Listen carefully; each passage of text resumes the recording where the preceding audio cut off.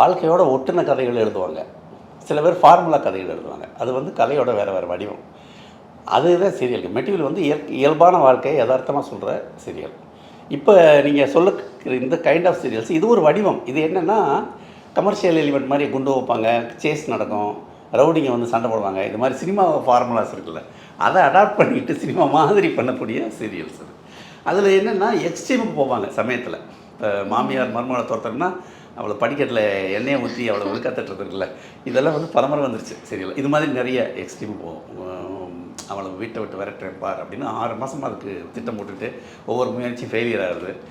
Audience என்னமோ பழக்கப்படுறாங்கன்னா இந்த முறை விரட்டிடுவாளா அப்படின்னு ஆர்வமாக பார்க்குறாங்க. இந்த முறை விரட்டிடுவாளான்னு பார்க்குறாங்க எப்படி போகுது. அப்புறம் ஒரு கல்யாணம், அந்த கல்யாணம் நடக்குமா நடக்காதா, பொண்ணு மாறுமா மாறாதா, நிச்சயிச்ச கல்யாணம் நடந்துருச்சுன்னா அது ஒர்க் அவுட் ஆகாது. நீங்கள் கல்யாணம் இவங்க 2 பேருக்கும் ஃபிக்ஸ் பண்ணி அனௌன்ஸ் பண்ணி இந்த ப்ராசஸ் போகும்போது கடைசியில் ஏதாவது ஒரு குளறுபடி வந்து அந்த கல்யாணம் வந்து கேடணும். அதுதான் சீரியலோட ஃபார்முலா ஆகிடுச்சு. இப்படி தான் இந்த ஃபார்முலா வந்து கிளிக் ஆகி நம்பர்ஸ் வந்தோடனே அதை எல்லோரும் அதை ஃபாலோ பண்ண ஆரம்பிச்சிடுறாங்க.